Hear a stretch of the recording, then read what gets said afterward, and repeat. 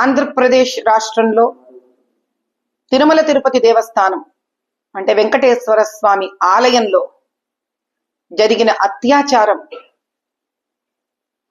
మాటలలో కూడా దాన్ని ప్రకటించలేనంత దౌర్భాగ్య స్థితి అది.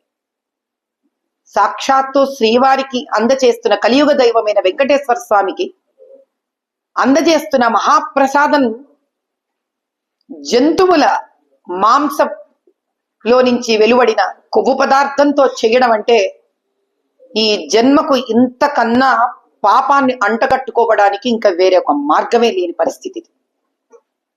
మేమందరం భక్షిస్తూ ఉన్నాం ఈ ప్రసాదాన్ని. ఎందుకంటే ఇంకా అన్ని జంతువుల తిండి తిన్నాక మనుషుల్లాగా తింటున్నామని లేకపోతున్నాను. నేను భక్షించే పరిస్థితికి వచ్చారు అందరూ కలిసి. తెలియకుండా అమాయకత్వంతో అది శ్రీవారి ప్రసాదమని ఇన్ని వేల మంది కోట్ల మంది హైందవుల ఒక నమ్మకాన్ని భక్తిని పెట్టుకొని మోసం చేయదలుచుకున్న ఆ దుర్మార్గులు ఎవరో గాని పరమేశ్వరుడు వాళ్ళకి పుట్టగతులు ఇవ్వడు. వాళ్ళు ఎవరో తేలాల్సిందే. ఇది ఒక ఆట అయిపోయింది, పరిపాట అయిపోయింది.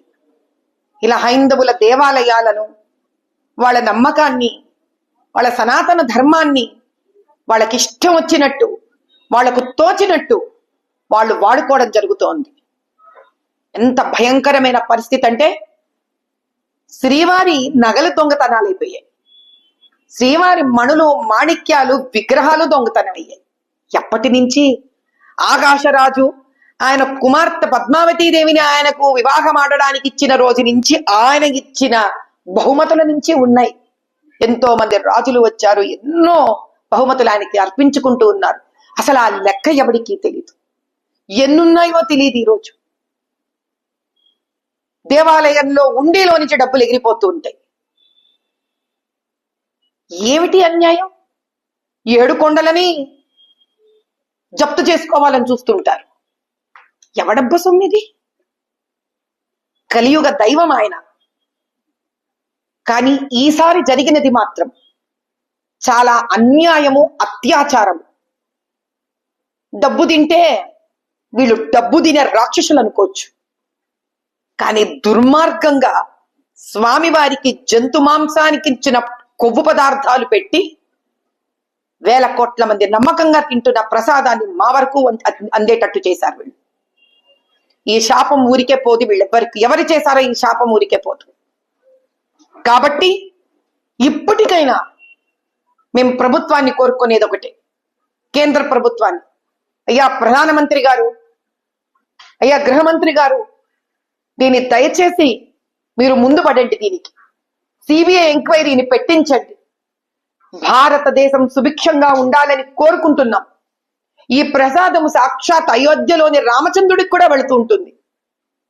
ఏమిటి మనకి కర్మ?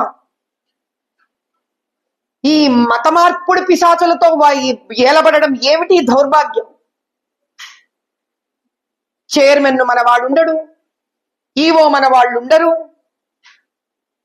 ఇలా మరి వేరే వేరే మతాలకు సంబంధించిన వాళ్ళ దేవాలయాలలో మన వాళ్ళని పెడుతున్నారా?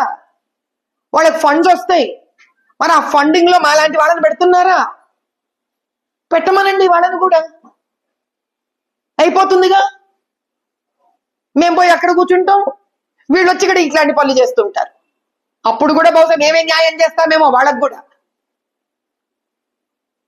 దీని రాజకీయం మీరు చేయదలుచుకున్నా హిందువులందరము మేము దీనికి రాజకీయం కానివ్వము. ఈ నిజం బయటికి వచ్చేంత వరకే మీ ఆధీనంలో ఉంది ఈ విషయం. ఈ నిజం బయటికి వచ్చింది, పటాపంచలయ్యింది. మాలోని ప్రతి హైందవుడి మనసులో ఉన్న వెంకటేశ్వర స్వామి జాగృతమైనాడు. ఇప్పుడు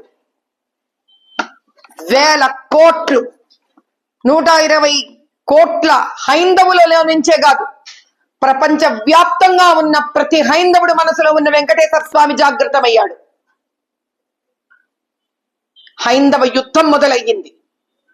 చూస్తాం ఏ విధంగా దీనికి న్యాయం జరగకుండా ఉంటుందో మేము చూస్తాం. ఇది చేసిన ప్రతి దుర్మార్గుడు బయటికి వచ్చేంత వరకు మేము ఊరుకోము. అహర్నిశలు పోరాడుతూనే ఉంటాం దీని గురించి. నేను ఖచ్చితంగా పోరాడుతాను. పోరాడి దీని సత్యం బయటకు వచ్చేంత వరకు ఊరుకోను నేను. జై బోలో సనాతన ధర్మ की जय।